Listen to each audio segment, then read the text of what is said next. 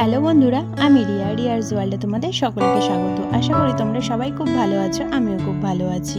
আমি এসেছি দুদিন আমার মায়ের কাছে ঘুরতে, আর মায়ের কাছে এসেই পরের দিন সকালে মায়ের সাথে চলে গেছিলাম বাজারে। আর গিয়ে দেখি ইলিশ মাছ রয়েছে, তো মা দেখে বলল, ইলিশ মাছ খাবি? আমি আর না করিনি, সঙ্গে সঙ্গেই হ্যাঁ করে দিয়েছি। কিন্তু বাজারের যা দাম, এইটুকু ইলিশ মাছেরই কত দাম। তা মায়ের কাছে এসেছি, মাও এতদিন পর মেয়েকে পেয়েছে, তো খাওয়াবে তো বটেই, আর আমিও খেতে এক পায়ে রাজি। তো মাছটাকে কাটি বাড়িতে নিয়ে চলে এসেছিলাম, আর এসে মাকে বলেছিলাম, মা তুমি রান্না করবে, আমি ভিডিওটা করব। মা বলেছিল ঠিক আছে, কিন্তু আমাকে দেখাবি না। আমি বলেছিলাম ঠিক আছে, তাই হবে।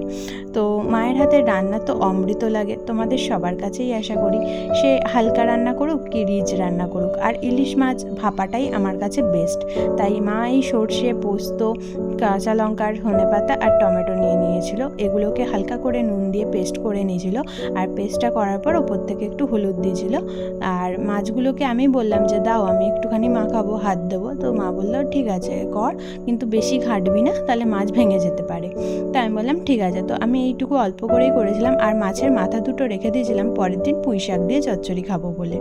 তো সেই রেসিপিটা আর করা হয়নি ভিডিওটা, তো পরে একদিন কোনো এক সময় তোমাদের সাথে শেয়ার করব। আর এগুলোকে ভালো করে ম্যারিনেট করে নেওয়াতে মা বললো আর একটু তেল দিই, তাহলে স্মেলটা খুব ভালো আসবে।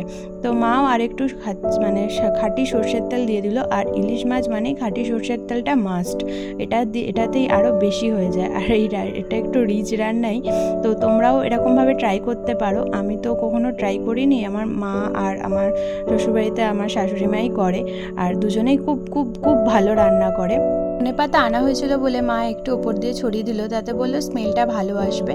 অনেক সময় হয় ধনেপাতা না দিয়েও চলে। আর এটাকে ভাতের মধ্যে বসানো হয়নি, আলাদা করে জল দিয়েই বসানো হয়েছিল। তো কিছুক্ষণ পর ওটা মা দেখছিল মাছটা না ভেঙে যায়, যেহেতু খুবই নরম হয় ইলিশ মাছ, তাই জন্য মা একটা দেখলো যে ঠিক আছে, আর তারপর আমাকে খেতেও দিয়ে দিল।